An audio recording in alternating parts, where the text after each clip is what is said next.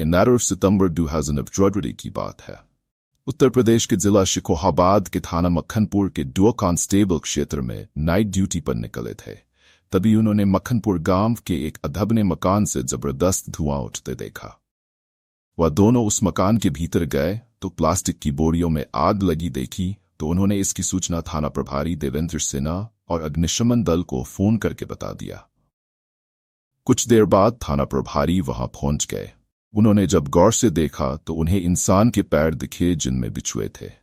वह समझ गए कि ये किसी महिला की लाश है। तब तक अग्निशमन दल की टीम भी वहां आ चुकी थी। टीम ने जब आग बुझाई तो वहां वास्तव में एक महिला की लाश निकली। वह लाश झुलस चुकी थी, फिर भी चेहरा इतना तो बचा ही था कि उसकी शिनाख्त हो सकती थी। गांव के जो लोग वहां इकट्ठे थे उनसे लाश की शिनाख्त करवाया गया तो इकबाल ने उसकी पहचान अपनी भाभी नरगिस के रूप में किया। उसने बताया कि भाई महबूब की मौत के बाद ये किसी रशीद के साथ रहती थी। रशीद शिकोहाबाद के रुकनपुरा का रहने वाला था और शिकोहाबाद शहर में संदूक बनाने का काम करता था। प्रारंभिक पूछताछ में पुलिस को काफी जानकारी मिल चुकी थी, इसलिए पुलिस ने मौके की जरूरी कार्रवाई पूरी करके लाश को पोस्टमार्टम के लिए भेज दिया। अज्ञात हत्यारे के खिलाफ मुकदमा दर्ज किया और पुलिस ने रशीद की तलाश में उसके रुकनपुरा स्थित घर पर नजर रखी, पर वह घर पर नहीं मिला। शिकोहाबाद में जो उसकी संदूक की दुकान थी वह भी बंद पड़ी थी। इससे पुलिस को उस पर पूरा शक होने लगा। रशीद के जो भी ठिकाने थे पुलिस ने उन सभी जगहों पर उसे तलाशना शुरू किया, पर उसका पता नहीं चला। उसने अपना फोन भी बंद कर रखा था। ऐसे में थाना प्रभारी ने सादे कपड़ों में एक कांस्टेबल को उसके घर पर नजर रखने के लिए लगा दिया। करीब 10 दिन के बाद आखिर एक मुखबिर की सूचना पर पुलिस ने रशीद को शिकोहाबाद के बस स्टैंड से हिरासत में ले लिया। वहां दिल्ली जाने वाली बस का इंतजार कर रहा था।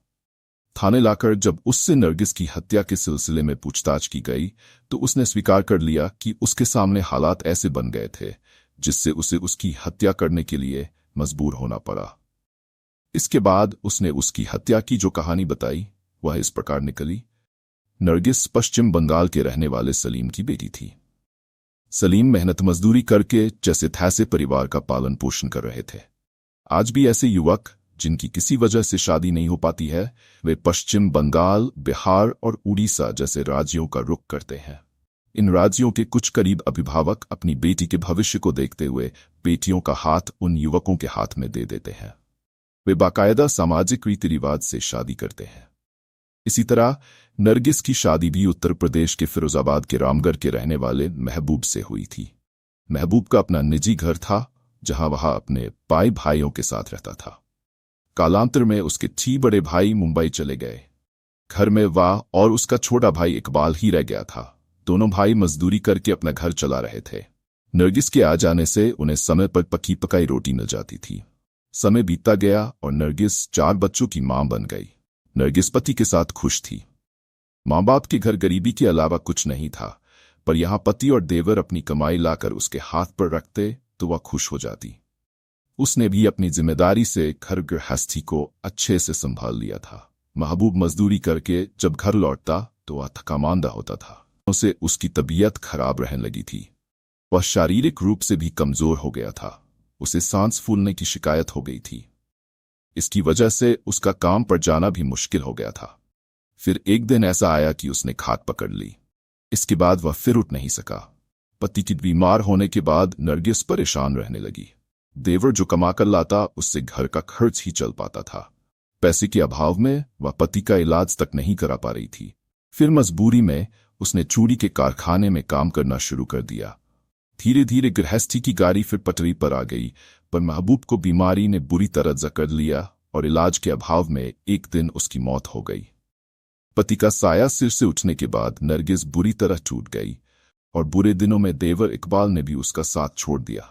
नरगिस को बच्चों की चिंता खाए जा रही थी। उसकी समझ में नहीं आ रहा था कि वह क्या करे। इसी बीच एक दिन उसकी मुलाकात रशीद नाम के एक आदमी से हुई।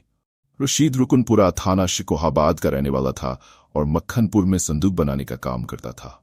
रशीद के साथ नरगिस की मुलाकात तब हुई जब वह अपनी एक पड़ोसन के लिए संदूक